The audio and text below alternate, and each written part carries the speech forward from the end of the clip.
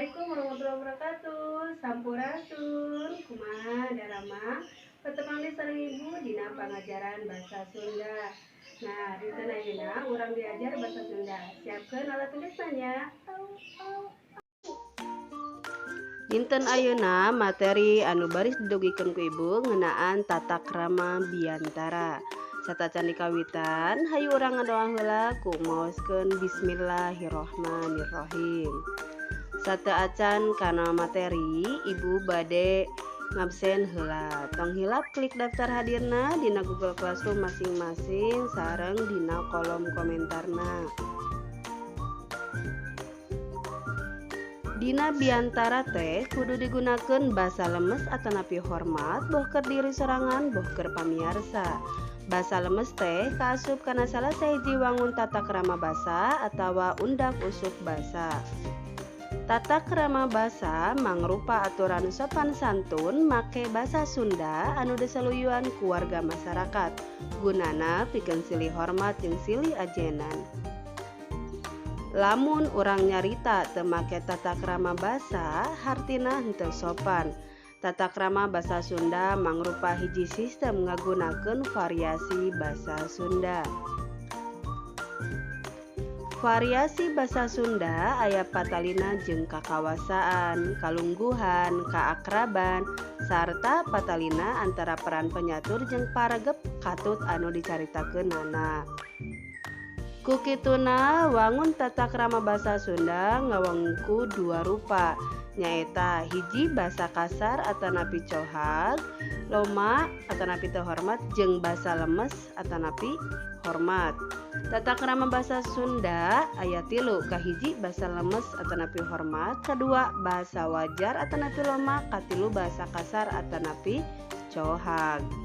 Kahiji, basa lemes dipake lamun urang nyarita ka saluhureun atawa can wawuh, boh nyaritakeun diri sorangan, boh nyaritakeun batur. Make basa lemes teh dicirian ku ayana 4 hal.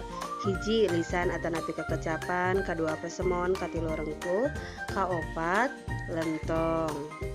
Kadua, basa loma dipake jeung babaturan anu geus akrab atanapi loma. Ari basa kasar mah dipakena kasato atanapi lamun keur ambek.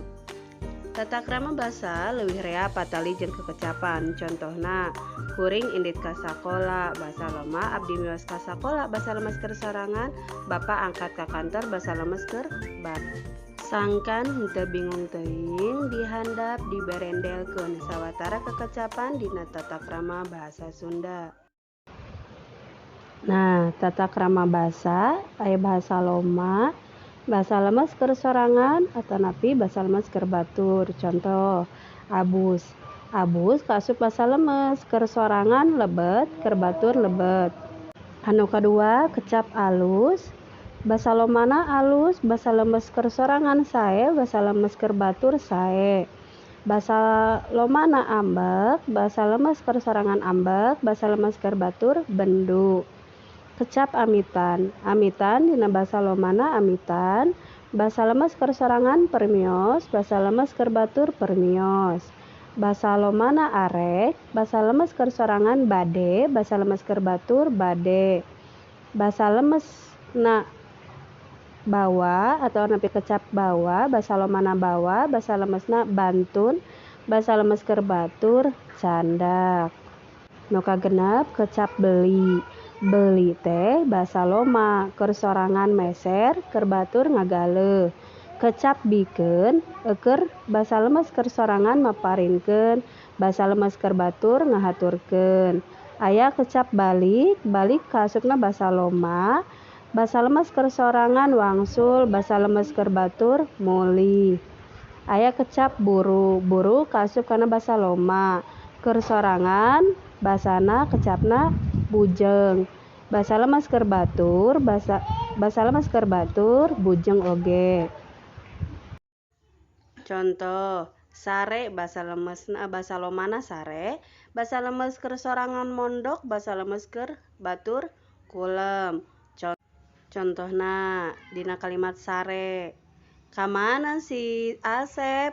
Itu keur sare. Tah eta basa loma keur babaturan biasa nama.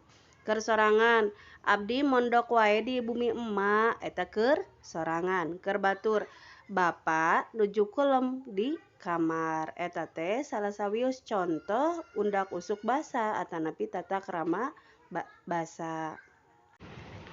Nah, salajengna saatos hidup ngartos kana pemaparan materi anu ku ibu didugikeun, ayeuna kerjakeun tugasna. Latihan soal.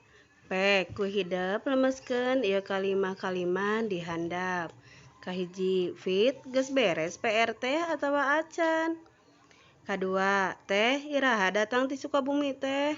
Katilu, Dang, dagoannya rek dahar heula. Kaopat, urang mah peuting teu bisa sare nginum cikopi.